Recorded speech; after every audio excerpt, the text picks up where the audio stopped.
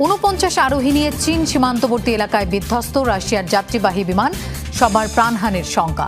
Soviet যুগের উড়োযানটি ছিল অর্ধ শতাব্দী পুরনো। শত শত ভারতীয় মুসলিমকে অবৈধভাবে বাংলাদেশে ঠেলে দিচ্ছে বিজেপি সরকার। হিউম্যান রাইটস ওয়াচের প্রতিবেদন, সবার জন্য আইনি সুরক্ষা নিশ্চিতের তাগিদ। সীমান্ত বিরোধকে কেন্দ্র করে থাইল্যান্ড ও কম্বোডিয়ার মধ্যে ব্যাপক সংঘর্ষ, নিহত অন্তত 12, কূটনৈতিক সম্পর্ক ছিন্নের হুমকি দুদেশের। রাশিয়ার ৪৯ আরোহী নিয়ে বিধ্বস্ত হয়েছে একটি যাত্রীবাহী বিমান। আরোহীদের সবার নিহতের শঙ্কা করছে কর্তৃপক্ষ। বিমানটিতে থাকা কেউ বেঁচে নেই বলেও জানিয়েছে স্থানীয় বিভিন্ন সংবাদ মাধ্যম। কর্তৃপক্ষ বলছে, চীনের সীমান্তবর্তী আমুর অঞ্চলের টিন্দা শহরের কাছাকাছি পৌঁছানোর সময় রাডার থেকে অদৃশ্য হয়ে যায় বিমানটি। সাইবেরিয়া ভিত্তিক অ্যাঙ্গারা এয়ারলাইন্সের AN-24 মডেলের বিমান ছিল এটি। নিখোঁজ বিমানটির ধ্বংসাবশেষ ছড়িয়ে ছিটিয়ে পড়ে থাকতে দেখা যায় বিভিন্ন স্থানে। ধারণা করা হচ্ছে দুর্যোগপূর্ণ আবহাওয়া এবং পাইলটের ভুলের কারণেই দুর্ঘটনার শিকার হতে পারে বিমানটি। আঞ্চলিক গভর্নর ভাসিলি অরলভ জানান, বিমানটিতে মোট 43 যাত্রী ছিলেন, যাদের মধ্যে 5 শিশু ও 6 ক্রু সদস্য। রয়টার্সের তথ্য মতে সোভিয়েত যুগের উড়োযানটি ছিল প্রায় অর্ধ শতাব্দী পুরনো। খাদ্যের তীব্র সংকটে ধুঁকে ধুঁকে মৃত্যুর দিন গুনছে গাজাবাসী। বোমাগুলির ভয় নয়, অনাহারে বেঁচে থাকাই এখন তাদের প্রধান চ্যালেঞ্জ। তীব্র অপুষ্টিতে বেড়েই চলেছে প্রাণহানি। খাবারের অভাবে একদিনে মৃত্যু হয়েছে আরও 10 জনের। গত 21 মাসে উপত্যকায় খাদ্যাভাবে প্রাণহানি দাঁড়িয়েছে 111 জনে। চলতি বছরই অপুষ্টিতে মারা গেছে 5 বছরের কম বয়সী 21 শিশু। গাজার ছোট্ট শিশু আউদাই, বয়স মাত্র কয়েক মাস। হেসে খেলে জীবন কাটানোর বয়সে যুদ্ধে হারিয়েছে বাবা মাকে। সামান্য দুধটুকুও জুটছে না। শরীর এতটাই দুর্বল যে খাবার পানি নেয়ার শক্তিটুকুও নেই। কঙ্কালসার শরীর নিয়ে ধুকে ধুকে মৃত্যু পথযাত্রী আউদাই। ওর বাবা মায়েরই ওকে যত্ন নেওয়ার কথা ছিল, কিন্তু তারা আর বেঁচে নেই। ওর খালা ওকে নিয়ে এলেও দুধ, ডায়পার আর অন্যান্য প্রয়োজনীয় জিনিস জোগাড় করা তার পক্ষে অসম্ভব। সেজন্য মারাত্মক অপুষ্টিতে ভুগছে আউদাই।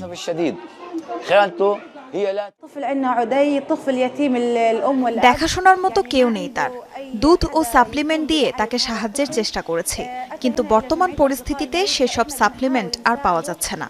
অবস্থা খুবই সংকটপূর্ণ। সামনে খেলনা থাকলেও খেলার শক্তি নেই শিশু সাইদের। জন্মের পর থেকেই ভুগছিল সেরেব্রাল পালসি রোগে। তবে তীব্র অপুষ্টিতে ও চিকিৎসার অভাবে দুর্বিষহ জীবন কাটাচ্ছে এই শিশু। হারিয়েছে শিশু সুলভ উচ্ছলতাও। পুরনো ছবি দেখে আফসোসের সীমা নেই তার মায়ের। এটা যুদ্ধের আগের কথা। সাইদ সাগরে যেতে খুব ভালোবাসতো। দেখুন কি হাসি খুশি মুখ। এখন তো ও আর হাসেও না।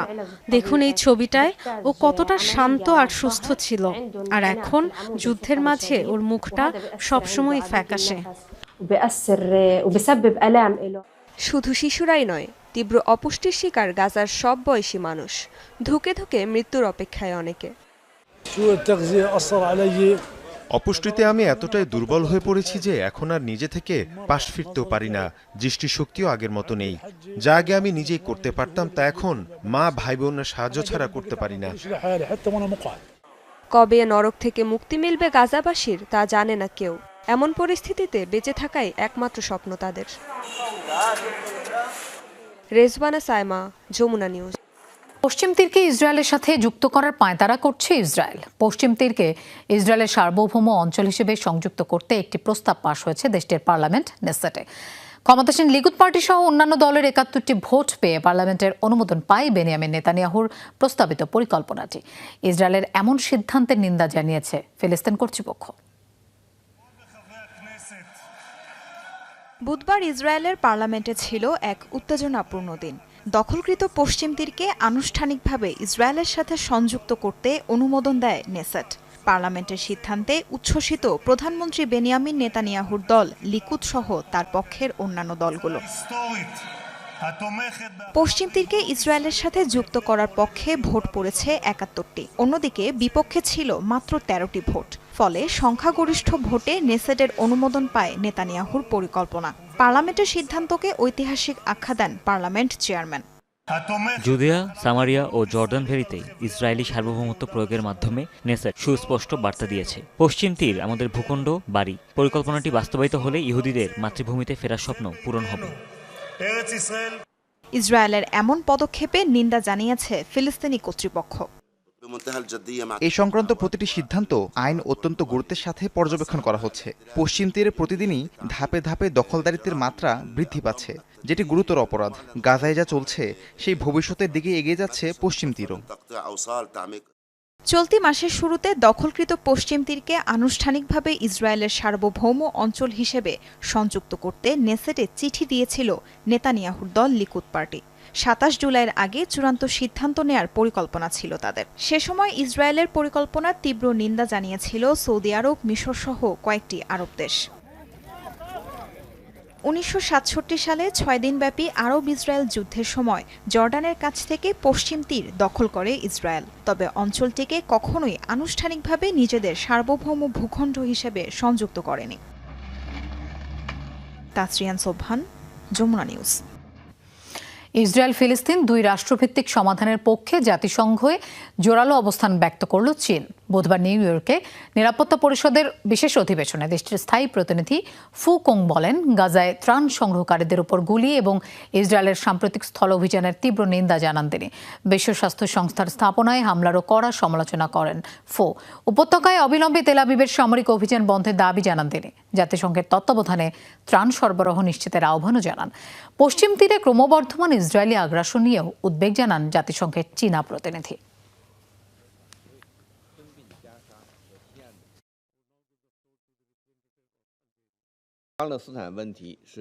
মধ্যপ্রাচ্যের মূল ইস্যু ফিলিস্তিন এবং ইসরায়েল ফিলিস্তিন বিবাদ নিরসনের একমাত্র উপায় দুই রাষ্ট্রভিত্তিক সমাধান। দুই রাষ্ট্রের মূল ভিত্তিকে নষ্ট করে এমন যেকোনো পদক্ষেপ এবং ইসরায়েলে গাজা ও পশ্চিম তীরে দখলদারিত্বের মতো আগ্রাসী কর্মকাণ্ডকে প্রত্যাখ্যান করা উচিত আন্তর্জাতিক সম্প্রদায়ের। অবশেষে $200 মিলিয়ন ট্রাম্প প্রশাসনের সাথে আপোষ করেছে যুক্তরাষ্ট্রের কলম্বিয়া বিশ্ববিদ্যালয়। বুধবার সামাজিক মাধ্যম এক্স হ্যান্ডেলে খবরটি প্রকাশ করেন প্রেসিডেন্ট ডোনাল্ড ট্রাম্প। তিনি বলেন, কলম্বিয়া বিশ্ববিদ্যালয়ে সমঝোতায় এসেছে। $200 মিলিয়ন পরিশোধের বিনিময়ে শিক্ষা প্রতিষ্ঠানটির উপর থেকে বাতিলকৃত ফেডারেল অনুদানের বেশিরভাগই পুনর্বহাল করা হবে। সিএনএন সহ বিভিন্ন গণমাধ্যম জানিয়েছে, চুক্তির শর্ত অনুযায়ী কলম্বিয়া বিশ্ববিদ্যালয়ের বিরুদ্ধে বৈষম্য বিরোধী আইন লঙ্ঘনের অভিযোগে চলমান একাধিক ফেডারেল তদন্ত নিষ্পত্তি করতে সরকারকে 3 বছরের মধ্যে $200 মিলিয়ন এবং যুক্তরাষ্ট্রের ইকুয়াল এমপ্লয়মেন্ট অপরচুনিটি কমিশনের তদন্ত নিষ্পত্তির জন্য আরও $21 মিলিয়ন দিতে সম্মত হয়েছে। গাজায় হামাসের প্রতিরোধে নিহত হয়েছে আরও এক ইসরায়েলি সেনা, আহত হয়েছে আরও 7 সেনা। বুধবার এ তথ্য জানিয়েছে ফিলিস্তিনি স্বাধীনতাকামী সংগঠনটি। হামাসের সামরিক শাখা কাশেম ব্রিগেড জানিয়েছে, রাফার পূর্বাঞ্চলে ইসরায়েলের একটি বাহিনীকে লক্ষ্য করে পাল্টা হামলা চালিয়েছে তারা। অভিযানে ব্যবহার করেছে অ্যান্টি পার্সোনাল মাইন। পরবর্তীতে একটি হেলিকপ্টারে করে তুলে নেওয়া হয় হতাহত ইসরায়েলি সেনাদের। এ বিষয়ে তেল আবিবের তরফ থেকে কিছু জানানো হয়নি। ইসরায়েলের দেয়া তথ্য অনুযায়ী গত 21 মাসে 895 ইসরায়েলি সেনার মৃত্যু হয়েছে গাজায়, আহত 6100-র বেশি।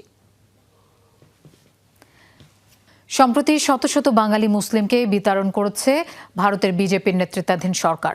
যথাযথ আইনি প্রক্রিয়া ছাড়াই পুশিন করেছে বাংলাদেশে। এমনকি তাদের অনেকে ভারতেরই নাগরিক। অবৈধ অভিবাসী আখ্যা দিয়ে ঠেলে পাঠানো হয়েছে তাদের। বুধবার প্রকাশিত নিউ ইয়র্ক ভিত্তিক মানবাধিকার সংগঠন হিউম্যান রাইটস ওয়াচের এক প্রতিবেদনে উঠে এসেছে এমন তথ্য। বাংলাদেশ সীমান্তবর্তী ভারতীয় রাজ্যগুলোয় বেশ কিছুদিন ধরেই চলছে অবৈধ অভিবাসী বিরোধী অভিযান। চলতি বছরের মে মাসে অনুপ্রবেশ ঠেকানোর অজুহাতে ধরপাকড় শুরু করে ক্ষমতাসীন বিজেপি নেতৃত্বাধীন সরকার। অভিযানে মূল টার্গেট বাঙালি মুসলিমরা। বেশ কিছুদিন ধরেই চলছে অবৈধ অভিবাসী বিরোধী অভিযান। চলতি বছরের মে মাসে অনুপ্রবেশ ঠেকানোর অজুহাতে ধরপাকড় শুরু করে ক্ষমতাসীন বিজেপি নেতৃত্বাধীন সরকার। অভিযানে মূল টার্গেট বাঙালি মুসলিমরা। বুধবার এই ইস্যুতে একটি প্রতিবেদন প্রকাশ করে নিউ ইয়র্ক ভিত্তিক আন্তর্জাতিক মানবাধিকার সংস্থা হিউম্যান রাইটস ওয়াচ। HRW বলছে, ভারত থেকে জোর করে শত শত বাঙালি মুসলিমকে ঠেলে পাঠানো হয়েছে বাংলাদেশে। গত জুন মাসে ৯টি মামলার ভুক্তভোগী ও তাদের পরিবারের সদস্য সহ ১৮ জনের সাক্ষাৎকার নিয়েছে HRW। প্রতিবেদন বলছে, বাংলাদেশ সীমান্তবর্তী এলাকা ও বিজেপি শাসিত রাজ্যগুলোর কর্তৃপক্ষ মুসলিমদের আটক করে BSF এর হাতে তুলে দিচ্ছে। তাদের জবরদস্তিমূলক ঠেলে দেয়া হচ্ছে বাংলাদেশে। মূলত গত এপ্রিল মাসে ভারত নিয়ন্ত্রিত জম্মু ও কাশ্মীরে হিন্দু পর্যটকদের ওপর হামলার পরই অভিযান জোরদার হয়। HRW এর প্রতিবেদন বলছে, হুমকি, মারধর, এমনকি অস্ত্রের মুখে সীমান্ত পার হতে বাধ্য করা হয় অনেককে। আটককৃতদের বেশিরভাগ দরিদ্র শ্রমিক। অভিযোগ রয়েছে, নাগরিকত্ব যাচাই বাছাই না করেই বাংলাদেশে পুশিন করা হয় তাদের। প্রতিবেদনের সুপারিশে সংস্থাটি জানায়, যথাযথ প্রক্রিয়া ছাড়া কাউকে আটক ও অন্য দেশে পাঠানো মৌলিক মানবাধিকারের লঙ্ঘন। বিতাড়নের মতো বেআইনি কর্মকাণ্ড অবিলম্বে বন্ধ হওয়া উচিত বলেও মন্তব্য করা হয়। সবার আইনি সুরক্ষা নিশ্চিত হওয়া উচিত বলে জোর দেওয়া হয় রিপোর্টে। গত ৮ জুলাই ভারতের স্বরাষ্ট্র মন্ত্রণালয়কে এই বিষয়ে একটি চিঠিও পাঠায় HRW, যদিও তার জবাব মেলেনি। ভারত সরকার অবশ্য বিতাড়িত ব্যক্তিদের প্রকৃত সংখ্যা প্রকাশ করেনি। তবে বর্ডার গার্ড বাংলাদেশ BGBর তথ্য অনুযায়ী গত ৭ মে থেকে ১৫ জুন পর্যন্ত ভারত থেকে শিশুসহ ১৫০০-এর বেশি মানুষকে জবরদস্তি বাংলাদেশে পাঠানো হয়েছে।